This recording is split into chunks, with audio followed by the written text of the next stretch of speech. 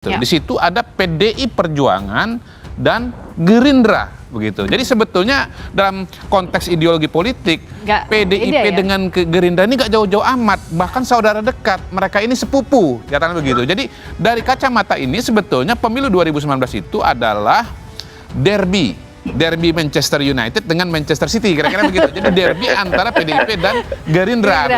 Apa yang terjadi di 2019 itu sebetulnya justru yang anomali, bukan yang sekarang. Kami membuka diri, pernyataan dari Mas Musani mungkin karena memang melihat bagaimana kedekatan hubungan antara Pak Prabowo dengan Ibu Megawati Soekarno Putri, karena selain aspek ideologi, faktor kedekatan kultural, kedekatan organisasi, kedekatan basis massa, kedekatan dari aspek strategik untuk memperluas basis massa itu juga akan menjadi pertimbangan. Kami sama Partai Amanat Nasional sangat cocok untuk membangun kerjasama.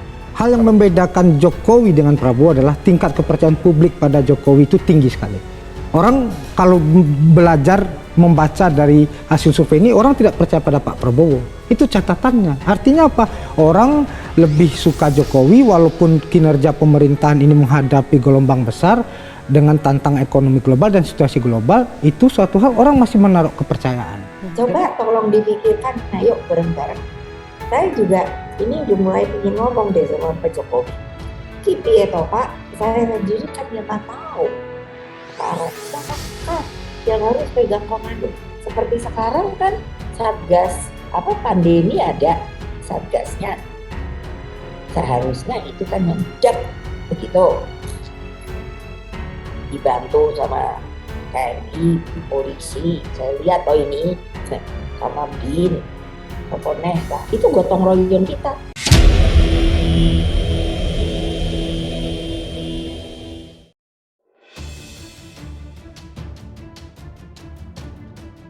Hadapi manuver PDIP serang Jokowi, Gerindra paling depan pasang badan, orang kepercayaan Prabowo turun langsung. Sekretaris Jenderal DPP Partai Gerindra Ahmad Muzani menegaskan, dirinya telah memerintahkan seluruh anggota DPRD fraksi Gerindra di provinsi, kabupaten, dan kota khususnya di Jawa Barat untuk mendukung segala bentuk kebijakan yang dikeluarkan pemerintah daerah masing-masing. Dalam kunjungan tersebut, Muzani disebut langsung oleh Ketua DPD Partai Gerindra Jawa Barat Taufik Hidayat dan jajaran pengurus lainnya. Dia menegaskan bahwa Partai Gerindra bisa menang di Jawa Barat karena mendapatkan kepercayaan masyarakat, sehingga partainya harus hadir di tengah masyarakat yang sedang berjuang menghadapi kesulitan ekonomi akibat pandemi. Menurut dia, Gerindra sebagai partai pemenang pemilu di Jabar memiliki tanggung jawab dalam upaya penanganan COVID-19, khususnya membantu masyarakat yang terkena dampak pandemi. Ketika rakyat sedang berjuang di tengah kesulitan ekonomi akibat pandemi, Partai Gerindra harus hadir di tengah masyarakat. Begitulah ujarnya. Muzani menjelaskan, dukungan segala bentuk kebijakan yang dikeluarkan pemerintah daerah dapat dilakukan dengan cara melakukan persetujuan terkait apa yang diminta kepala daerahnya, seperti pembahasan anggaran dan kebijakan lainnya terkait penanganan COVID-19 di Jawa Barat. Selain itu, Wakil Ketua MPR tersebut juga meminta agar fraksi Gerindra di seluruh Jawa Barat memperjuangkan pemberian apresiasi kepada tenaga kesehatan, aparat, relawan, petugas pemulasaraan, sopir ambulans, dan juga pihak-pihak yang telah bekerja keras dalam rangka penanganan COVID-19.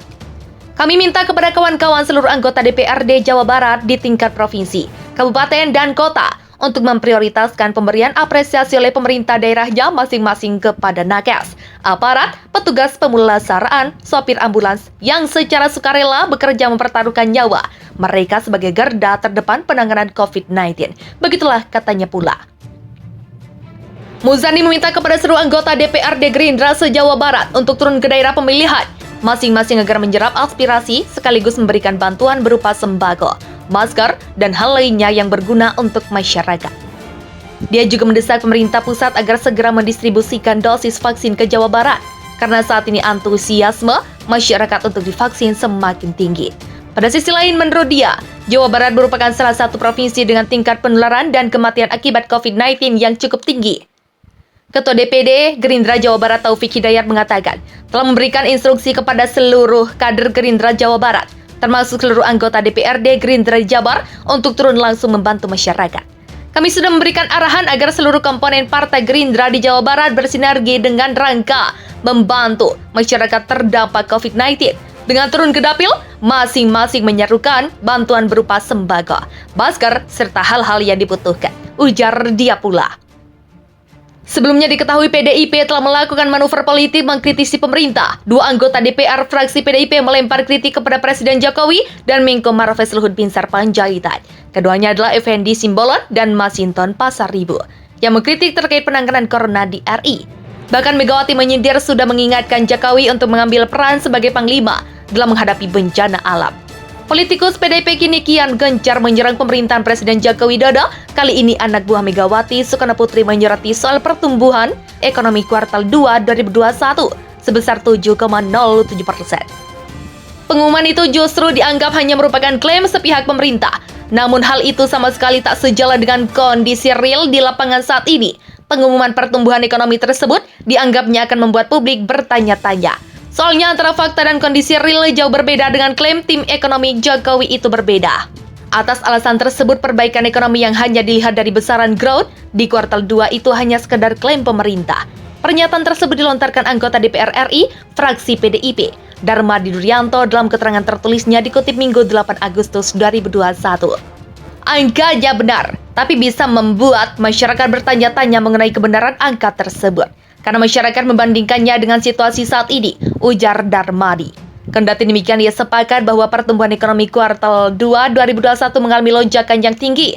Karena ia melihat perbandingan dari pertumbuhan ekonomi yang tumbuh hingga 7,07% adalah kuartal 2 2020, yang justru terkontraksi hingga minus 5,32%. Ya pasti bertumbuh, menurut saya ini capaian yang lumayan, 7,07% year on year, kata dia. Jika dibandingkan dengan kuartal 2 2020 pasti naik banyak karena 2020 lagi kontraksi di kuartal yang pertumbuhan ekonominya mati 5,32%. Begitulah sambungnya. Ia menyarankan agar sektor usaha tidak terjebak pada fata morgana pertumbuhan ekonomi di kuartal 2 2020. Perusahaan harus hati-hati menyusun business plan. Jangan merasa pertumbuhan ekonomi 7% itu membuat pelaku usaha membuat asumsi yang ambisius. Begitulah ingatnya. Namun jika itu tidak dibarengi pencernaan memadai, maka justru akan menjadi blunder di kemudian hari. Semestinya kata di pemerintah memberikan data dengan penjelasan yang jelas agar tidak menciptakan persepsi yang salah. Apalagi klaim pertumbuhan ekonomi ini jelas bertolak belakang dengan nalar publik yang tengah kesulitan di tengah pandemi COVID-19 sekarang. Kendati sekalipun klaim pertumbuhan ekonomi itu didukung dengan data akurat. Akhirnya memposisikan diri sebagai posisi menjadi jalan terakhir yang tentunya sangat blunder. Mungkin langkah ini diambil tatkala suara dari pendukung Jokowi tak bisa diraih. Ujungnya mengambil alih suara pendukung Prabowo dan tak jauh dari kelakuan Anies. Puan kini aktif menentang kebijakan pemerintah soal PPKM dan malah menyuruh lockdown hingga luar pulau.